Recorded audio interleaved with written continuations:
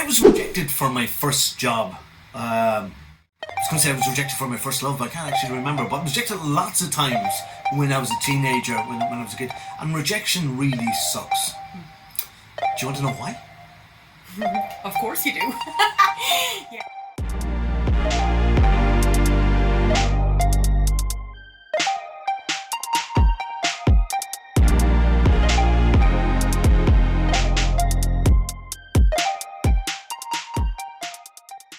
Yes, so as a follow-on from our last podcast, which was on suicide, we decided that we'd do rejection today. Just to really piss you off. Yeah, just to really bring the tone down of the whole thing. No, we're gonna have a humorous look at rejection. Yeah. Okay, so while it sucks, while it's you hate it. Yeah. You can be rejected in many areas of your life, and it doesn't have to be outright rejection. You know, if you ever gone for a job, like I went for this particular job, yeah, and then a couple of weeks later you get a letter, thank you for applying for this job, Mr. Gill. Unfortunately, you were not successful on this occasion. We will retain your details and put you on a panel. I go, gone again. Yeah. I was actually just talking to my daughter about this last night, and I told her that when I became qualified as counsellor back in 2011, I started applying for jobs right away, because I was really badly needed a job, And people would love to have me. I'm sure I must have applied for about 200 jobs, and I got rejected every time, and my point was that, you're going to get rejections, but if you really want something, you'll keep going after it. And I remember, I used to be a hairdresser before I became a counsellor. I remember being offered a really good job in Peter Marks, and I was thinking to myself, I should just take this because we really need the money as a family, And something inside me said, no, don't take it. And about 3 weeks later, I got a job in a treatment centre. Right. So you were going to go back to the hairdressing and abandon the counselling. Yes. Yeah, I nearly did. Yeah, counselling would have been a whole lot poorer had you done that, Siobhan. But I got rejected a million times, Yeah. But isn't it especially hurtful as regards relationships? Oh, Jesus. And I think this is more so for men. Okay, I'm a man, so I'm going to argue this. You don't think the old ways, things, you go to a dance, a disco. God, yeah. And you approach a girl, she's there, you come across the floor, and she sees you coming, and her friends are they're kind of, you go for it, he's going to ask you, whatever. And you don't want to ask the most attractive one, because that'd be utter rejection. So you don't want to ask the least attractive one, so you're kind of going for somewhere in the middle. And you've rehearsed your chat-up line. How are you? How's it going? How are you? Are you dancing?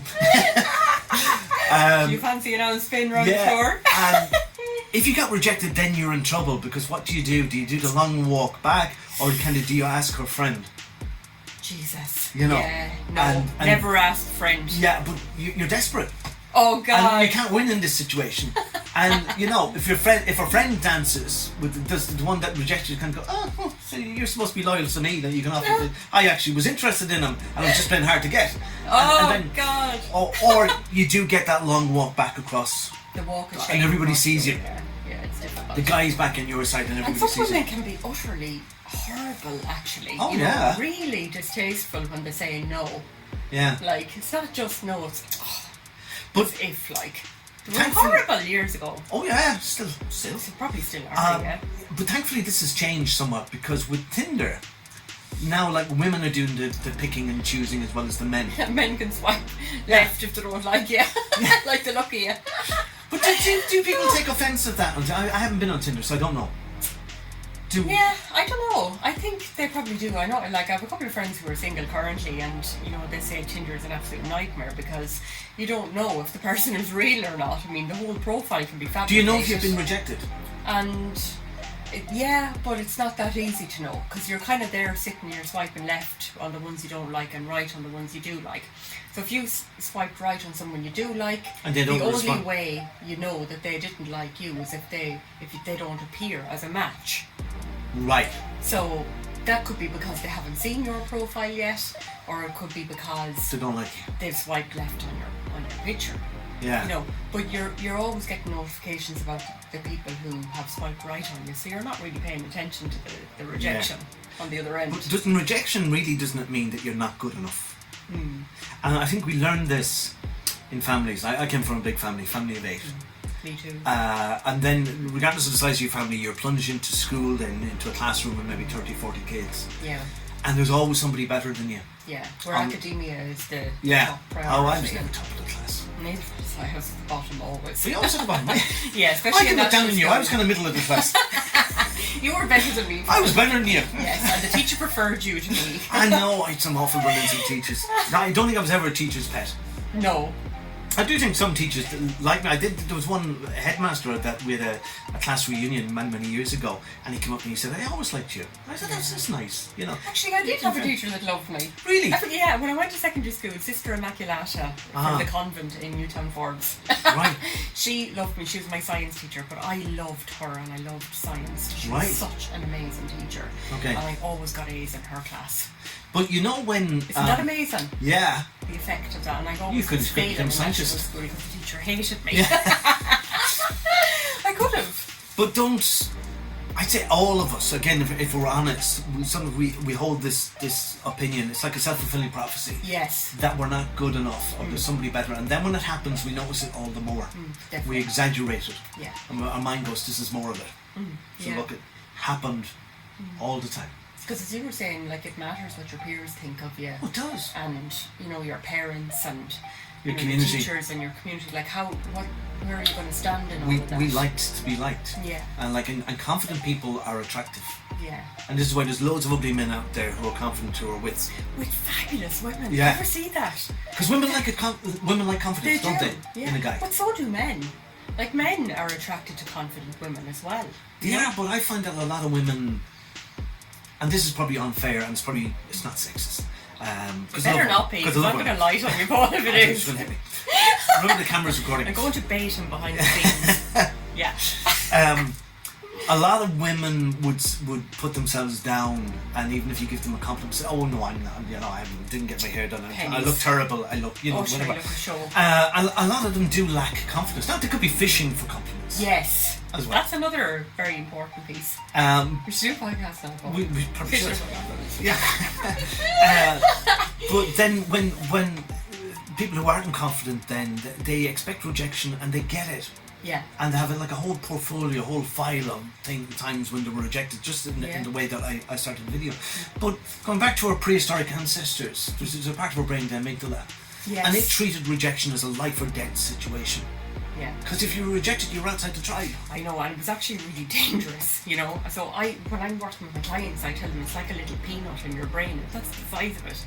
And it controls so much around anxiety and, you know, your ability to push yourself and go forward and do things that you really want to do. Like even kids refusing to go into school in the morning because of their amygdala. This little peanut. Yeah, don't say I'm not going to school today because my amygdala. No. It's something else. Yeah. I ate a bar of soap one day so that I wouldn't have to go into school. Oh, Jesus. I ate a whole bar of soap and I said to my mother, I don't feel well. She said, you're going to school anyways. And she put me out the door, off to school. I felt like sick the whole time in school. Ended up doing that test that I was trying to avoid by eating a bar of soap and I was spelling to whatever, and I was feeling really bad because I knew I was going to get punished for it on the test. And then I threw up in class and eventually the teacher had to take me home. But I had suffered because I'd eaten the soap and I got to do the test and fail it. It really backfired. So talk about rejection. It's no wonder I turned out the way I turned out, you know. I was coughing up bubbles the whole... Oh, God. But I suppose when we get down to it though, rejection is part and parcel of life. How do you cope with it? How do you deal with it? I think some people wear a mask that they're not really themselves, and it helps. And again, going back to acting, which is something that I do in an amateur way, that when you're rehearsing a role in a play, so I'm not Paul Gill, I'm you know, Peter O'Hara in the play. If the director says, Paul, you did that wrong, I can't take that personally, but he goes, Peter, do that a different way. I don't take that personally. Because his criticism is to the character, not to me. Wow. And good directors will do that. That's interesting, isn't it? Yeah. So, but I think in life, a lot of us wear a mask. We don't want to be our authentic selves because of rejection. I would say to people, like, I'm like a chameleon. Like, I change in nearly every situation. And some people would find that disingenuous, maybe, you know, or you're not your genuine self, but I'm always myself. That's just another part But of me. I suppose you see, you've learned to adapt to, you know, when you're working with people, to the person Yeah. sitting in front of you. You I have would to say, meet yeah. them where they're at. It's an empathy thing. Yes. And part of empathy is being able to mirror your client, you know, and being able to kind of... And it's something you don't beyond do their- deliberately. You just naturally do Just it. and I've always naturally done that. Yeah. Yeah. And I remember when I was in college first, remember we did our first podcast on poker face. Yes. Therapy, like, we were told you're not allowed to, you know, you have to be told yes. Yeah. How do you feel about right, You must I be could taught never do Americans. it. I could never do it. Yeah. And as a result, I was like postponing my, you know, actually working with clients for another year because I just couldn't get this concept. Yeah. It's like, I can't. Do you think people who are people pleasers, who people who can't say no, that's their way of avoiding rejection?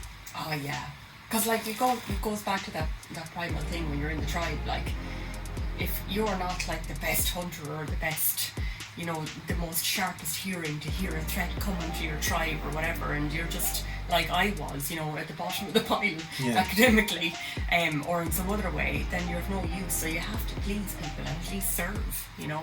I think that's why I'm so good at serving. I serve my people. For me, my strategy, how I've learned to deal with rejection over the years, and as I was joking about it at the start, but it's absolutely true. Everything I've said is absolutely true. So while I would have had a problem with rejection, now I don't, because I've learned, it's like I've learned to make peace with myself. I like myself, not in an egotistical way, but I like myself. I'm comfortable with me, and I'm riddled with faults and failings, but that makes me me.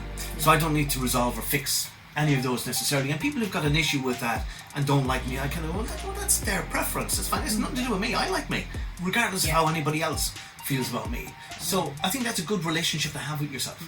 Oh yeah, there's an exercise actually, you just have to spark in my memory, Okay. that I give my clients to help them get to know themselves better. And this is a big thing around rejection and not liking yourself and stuff. So write down 10 things that you absolutely need in a friend or a partner, and 10 things you will absolutely not accept. It's a fantastic little exercise. Okay. Helps you get to know what do you really want, or what do you really like, and what do you not like. And it's actually a brilliant exercise in getting to know yourself. It is, and you know, that segues beautifully into our next video. We're going to be talking about relationships. Should you bother? That's what I'm thinking. So we're the Happy Headers. Like us, subscribe to us, and we'll talk to you soon. Thanks a million for listening, guys.